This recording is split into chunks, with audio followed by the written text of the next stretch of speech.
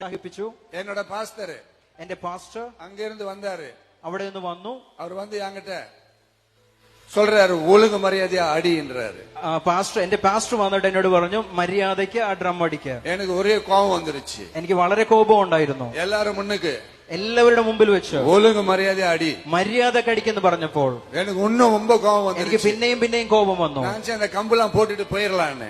ഞാൻ വിചാരിച്ചു അത് അവിടെ നിർത്തിവിട്ട് പോകാമെന്ന്. ஏன் அவர் என்ன இப்படி சொல்றாரு அப்படின்னு. എന്തുകൊണ്ടാണ് അവർ എന്നോട് ഇങ്ങനെ സംസാരിക്കുന്നത്? அவர் எனக்கு காசும் கொடுக்கறது இல்ல, എനിക്കൊന്നും തരുന്നില്ല, കാശ് തരുന്നില്ല. விளையாடுறேன். ഞാൻ ഫ്രീ ആയിട്ടാണ് ആ ഡ്രംസ് വായിക്കുന്നത്. ஏன் அவர் அப்படி என்கிட்ட பேசுறாரு? എന്തുകൊണ്ടാണ് അദ്ദേഹം അങ്ങനെ പറഞ്ഞത്? ரொம்ப கோபம் வந்துருது. എനിക്ക് വളരെയധികം കോപം വന്നു. நான் இப்படிதான் வளர்க்கப்பட்டேன் வெளியே. ഞാൻ അങ്ങനെയാണ് എന്റെ കുടുംബത്തിനകത്ത് വളർന്നു വന്നത്. ஆனா சேர்ச்சுக்கு வந்த உடனே എന്നാൽ സഭയ്ക്കകത്ത് വന്ന ശേഷം ஆண்டவர் எனக்கு ஒரு காரியம் கத்து கொடுக்கிறார். ദൈവം എന്നെ പഠിപ്പിച്ച കാര്യമാണ് கீழ்ப்படிதலை கத்து கொடுக்கிறார். താഴ്മയോടെ കീഴ്പ്പെട്ടിരിക്കുക. நான் கத்துக்கிட்டேன். ഞാനത് പഠിച്ചു. மனசு ரொம்ப வேதனையா இருந்துச்சு. മനസ്സിനകത്ത് ദുഃഖമാണ് ഉണ്ടായിരുന്നത്. ஈட்டில குத்துற மாதிரி இருந்துச்சு. കുത്തുന്നത് പോലെ.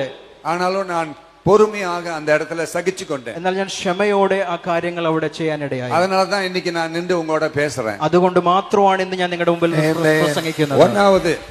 ഒന്നാമത്, നമ്മുടെ வாழ்க்கையில, നമ്മുടെ ജീവിതത്തിൽ സഭയ്ക്ക് വരും பொழுது, സഭയ്ക്കകത്ത് വരുമ്പോൾ ആവിക്കുரிய അധികാരങ്ങൾക്ക് കീഴ്പടിയെ കത്തുകൊള്ള வேண்டும். ആത്മാവിൽ നമ്മളെ ആക്കി വെച്ചിരിക്കുന്ന അധികാരങ്ങൾക്ക് നമ്മൾ കീഴ്പ്പെടണം. എത്ര പേര് ആമേൻ சொல்றீர்கள்? എത്ര പേര് ആമേൻ പറയാം? ആണ്ടവർ